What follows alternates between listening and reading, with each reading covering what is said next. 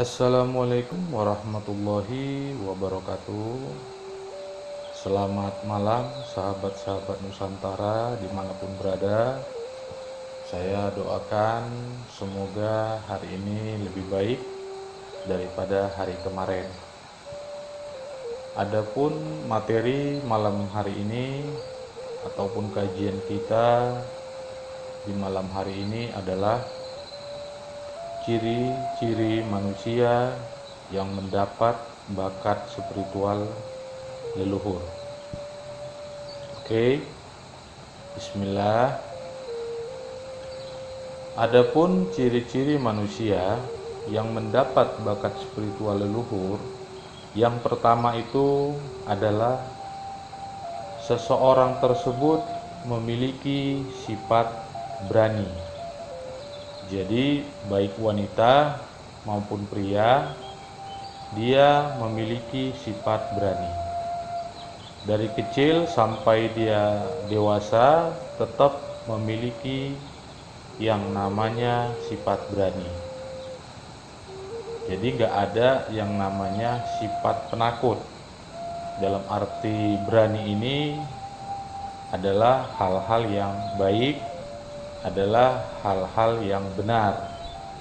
Jadi bukan berani dalam arti kata ataupun konotasi yang negatif, tapi benar-benar yang positif. Oke.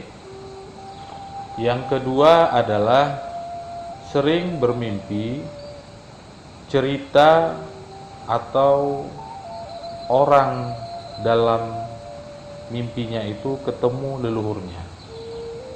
Jadi sering bermimpi atau bercerita dengan orang-orang leluhurnya dulu atau di masa tempo dulu. Jadi mungkin dari kecil ataupun sampai dia remaja, dipastikan dia pernah beberapa kali atau sering dia bermimpi seperti di kerajaan, seperti berpetualang di negeri lain, bercengkraman, bercerita dengan orang-orang yang dia sendiri dia tidak mengenalnya. Tetapi cerita di dalam mimpi tersebut menceritakan bahwasannya posisi mimpi itu adalah di tempo dulu atau di masa dulu.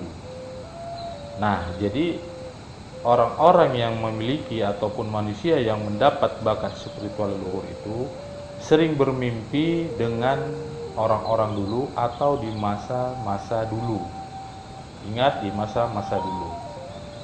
Oke, yang ketiga, sering mendapat kejadian tempat, lokasi, daerah seakan-akan pernah ke tempat tersebut. Nah, jadi orang yang memiliki bakat spiritual atau manusia yang memiliki bakat spiritual, dia pergi ke suatu tempat atau kemana saja kita bilang di dunia ini, ya kan? Dia seolah-olah itu dia pernah ke sana. Seolah-olah itu kok ini tempat gak asing. Nah, dia pernah merasakan saya pernah ke sini gitu, saya pernah kemari gitu. Tetapi kapan ya? Nah, disitulah dibawa alam sadarnya bahwasanya dia sudah pernah ke situ, tetapi dengan kondisi dan keadaan zaman sudah berbeda. Tetapi daerah tersebut masih ada ataupun namanya frekuensi di zaman dulu itu masuk ke dalam diri dia, sehingga terjadi frekuensi ataupun reaksi sehingga menimbulkan seolah-olah dirinya pernah ke tempat tersebut. Padahal sebenarnya dia baru pertama sekali ke situ. Tetapi dirinya merasa bahwasanya dia pernah datang ke situ. Itulah orang-orang ataupun manusia yang memiliki bakat leluhur ataupun bakat spiritual. Oke.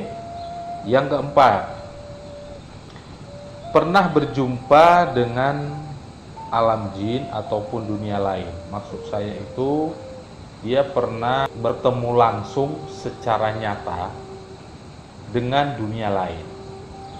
Mungkin waktu kecil dia pernah berjumpa dengan orang tua, ataupun dengan seekor binatang, ataupun tersesat di dalam dunia lain, ataupun berhubungan dengan jin, saya bilang itu mungkin di masa kecilnya. Tetapi dia baru menyadarinya sewaktu dia telah dewasa atau usia lanjut, sehingga dia mengingat kembali memori masa lalu dia, saya pernah itu seperti itu. Saya pernah mengalami kejadian seperti itu. Jadi secara tidak langsung dia pernah berinteraksi di masa kecilnya tadi, ya kan? Dia berdialog dengan dunia lain ataupun alam jin yang berbentuk apa, ya kan? Itu masing-masing pengalaman. Ada orang tua, ada binatang, ada kampung, ya kan? Ataupun jenis-jenis yang lain. Tapi pada inti dan dasarnya dia pernah berjumpa sewaktu masa kecilnya, ataupun mungkin masa sudah dewasa sering juga bercengkraman ataupun masuk ke dalam dunia tersebut atau dunia lain tersebut. Dia sering berinteraksi juga. Itu tergantung tingkat daripada level bakat leluhur yang menitis ataupun ada pada dirinya. Oke. Yang selanjutnya adalah suka kepada hal-hal gaib atau cerita-cerita zaman dulu. Nah, jika seseorang tersebut memiliki bakat spiritual leluhur, jika disinggung masalah leluhur, dia langsung respect, dia langsung proaktif. Ada getaran di dalam diri dia seperti magnet yang kuat, mendorong dirinya agar mengetahui, mendengar, menyimak daripada cerita-cerita di zaman dulu. Contoh misalnya cerita kisah Majapahit, kisah daripada Sabdo Palon, kisah daripada cerita-cerita Sriwijaya, ya kan, cerita para wali, dan cerita-cerita intinya di waktu masa yang sangat lama ataupun tempo dulu lah kita bilang. Nah, jadi ada hal-hal yang merasa dirinya itu tertarik, merasa bahwasanya dirinya ini menarik sekali gitu. Nah, jadi tanpa dia sadari kenapa dirinya tertarik dengan hal cerita-cerita orang tua dulu ataupun tempo dulu. Nah, inilah menjadi salah satu bakat daripada spiritual leluhur yang ada pada dirinya. Oke. Selanjutnya adalah memiliki tanda pada punggung belakang sebelah kiri. Nah, biasanya orang-orang atau manusia yang memiliki bakat spiritual leluhur itu memiliki tanda pada punggung kirinya. Apakah itu berbentuk seperti cap ataukah koreng, seperti ada bekas merah, hitam, atau gimana, tanda lahir lah kita bilangnya, atau dia tai lalat, itu biasanya memiliki bakat spiritual leluhur. Dia sebelah kiri, karena memang untuk bakat spiritual daripada leluhur itu kebanyakan ke kiri. Ada kanan, ada, tapi lebih condong dia ke kiri. Jadi sahabat-sahabat Nusantara silahkan dilihat apakah di bagian punggung kita sebelah kiri tersebut ada tanda atau tidak. Karena memang sepengetahuan saya, sepengalaman saya, perjalanan daripada spiritual saya, 99% memang memiliki tanda ini. Ya, ini menurut daripada paham dan pengalaman spiritual saya. Oke, sahabat-sahabat Nusantara, kita lanjut. Yang selanjutnya adalah yang ketujuh. Dia juga memiliki tanda pada duburnya atau pada anusnya kita bilang. Tandanya adalah berbulu. Jadi anusnya tersebut sedikit-sedikitnya berbulu, bahkan mungkin banyak. Nah, ini juga menjadi salah satu tanda orang atau manusia tersebut memiliki bakat spiritual. Jadi jangan salah sahabat-sahabat Nusantara, jika ada kita memiliki bulu pada dubur kita atau pada anus kita, itu dipastikan memiliki bakat daripada spiritual. Karena bulu ini menandakan ada dimensi gaib pada diri dia.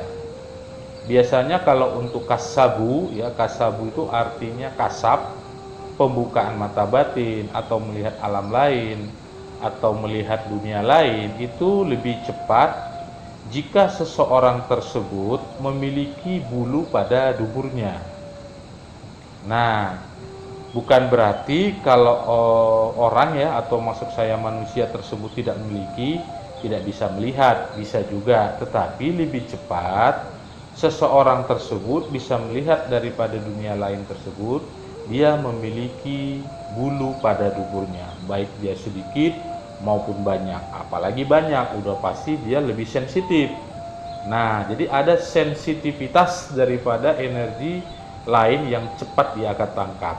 Jadi tanpa belajar pun dia sebenarnya sudah merasakan, sudah bisa melihat, tetapi dalam bentuk kasar.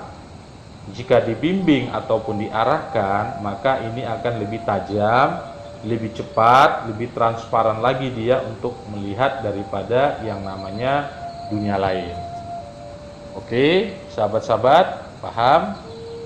Yang selanjutnya adalah yang ke-8. Jika dia seorang wanita, dia pernah bermimpi menjadi ratu di sebuah kerajaan.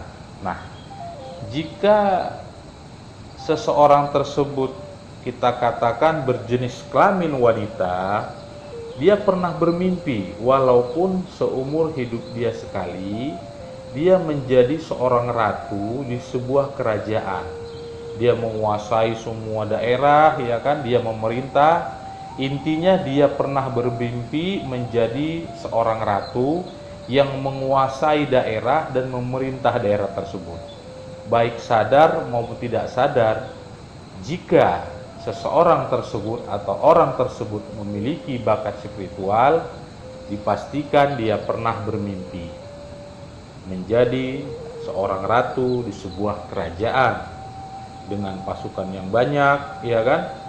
Dan juga biasanya ratu ini memiliki kesaktian yang luar biasa. Jadi sebenarnya itu mimpi daripada reinkarnasi ataupun menitisnya daripada manifestasi daripada leluhur kita ke kita.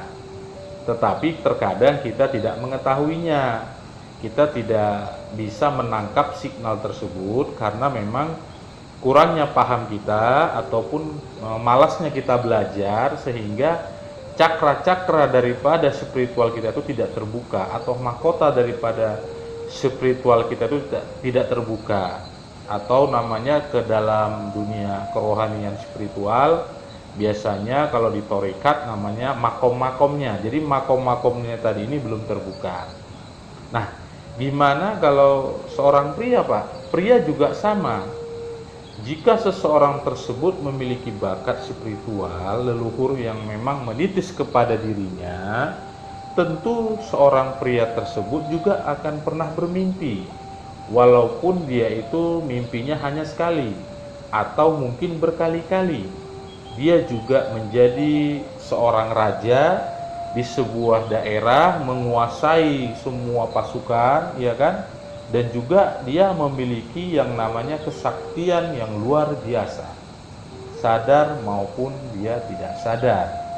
Jadi ini adalah salah satu yang menunjang daripada ciri-ciri orang tersebut memiliki bakat spiritual leluhur. Jadi dia pernah bermimpi menjadi seorang raja. Oke, jadi baik wanita maupun pria itu sama. Jadi kalau wanita dia ratu, maksud saya, kalau dia pria dia pernah menjadi raja. Sama-sama sakti, ya kan, sama-sama memiliki pasukan yang luar biasa, sama-sama hebat, intinya seperti itu. Oke.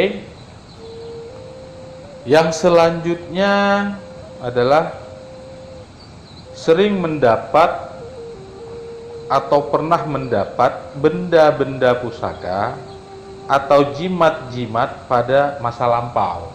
Nah, jadi coba diingat-ingat ya, sahabat-sahabat Nusantara, jika waktu kecil kita sampai usia kita dewasa sampai saat ini, pernah nggak sahabat-sahabat mendapatkan benda-benda bertuah? Contoh misalnya benda-benda bertuah seperti ada keris kecil, mau keris besar, ada semar mesem, ada menemukan benda-benda dulu seperti koin, mungkin koin-koin zaman dulu, zaman kerajaan, ya kan? Intinya mendapatkan benda aneh yang memang kita temukan di masa sekarang ini itu tidak ada.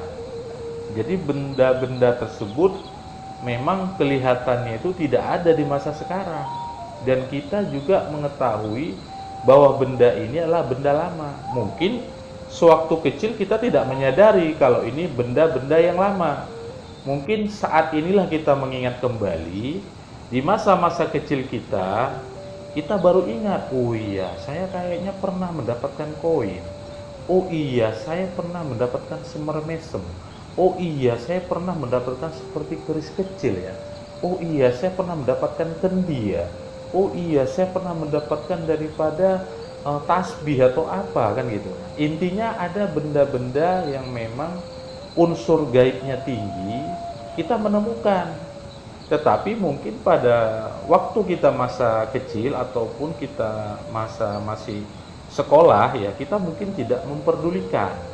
Sehingga kadang kita membuang atau memberikannya kepada orang lain, atau hanya kita sekedar simpan, mungkin sampai sekarang masih ada. Nah, itu adalah pertanda bahwasannya kita ada berkat leluhur kita. Jika memang benda-benda tersebut sahabat-sahabat masih menyimpan, alangkah baiknya itu dirawat dengan baik, karena itu adalah satu simbol ataupun alat untuk memasuki daripada dunia lain. Terkadang kalau saya buka ini, takutnya nanti menjadi salah tafsir ya, karena itu memang benda-benda yang kita mendapatkan di waktu kita masa kecil dulu itu bukan sekedar pertanda, tetapi itu adalah bentuk kunci ataupun kita berdialog dengan dimensi lain ataupun alam lain. Jadi fungsi daripada benda-benda yang kita dapatkan secara langsung ya, bukan pemberian orang, memang kita ketemu di alam tanpa sengaja, itu bisa saya pastikan adalah salah satu bentuk pertanda bahwa kita diberkati oleh leluhur kita. Jadi benda tersebut jika memang masih ada, saran saya kepada sahabat-sahabat Nusantara jangan dibuang. Mungkin suatu hari nanti ya kan, itu akan membimbing ataupun membuka jalur kita ke dalam dunia lain, karena itu banyak fungsinya, bisa berkomunikasi, bisa masuk ke alam lain, bahkan bisa untuk menarik benda-benda lain. Nah, bisa seperti itu Pak, sangat dipastikan bisa. Jadi beruntung apabila memang sahabat-sahabat memiliki benda-benda di masa lampau yang mendapatkan sendiri, rawatlah. Nanti ya kalau ada sesi lain akan saya kupas lagi lebih mendalam tentang benda-benda yang kita temukan sendiri tanpa diberikan oleh orang lain. Oke, sahabat-sahabat Nusantara. Yang selanjutnya adalah suka berpetualang ke tempat-tempat jauh dan angker.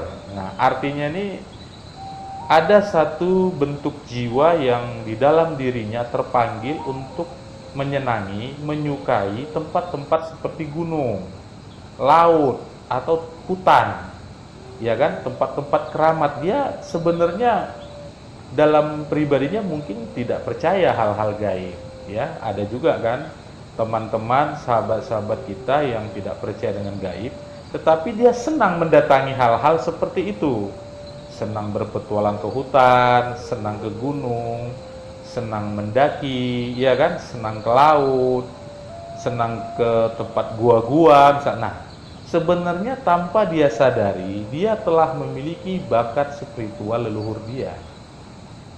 sadar maupun tidak sadar. Karena jika memang di dalam diri dia tidak memiliki bakat atau tidak mengalir daripada GNA atau DNA, maksud saya DNA leluhur dia tidak mungkin suka. Ngapain saya ke gunung, ngapain saya ke laut, ya kan? Ngapain saya ke gua-gua, ngapain saya ke tempat-tempat keramat? Pasti dia menolak. Tetapi dia tidak suka gaib, tapi dia senang datang. Nah, disitulah mungkin dia masih menolak daripada manifestasi daripada leluhurnya ke dalam diri dia. Jadi dia tidak menyadari sesungguhnya dia telah memiliki daripada bakat leluhurnya yang tersembunyi selama ini. Tinggal diasah jika berminat ya. Oke. Yang selanjutnya adalah yang terakhir ya, ini suka menyendiri. Nah, jadi manusia atau orang-orang yang memiliki bakat spiritual dia senang menyendiri.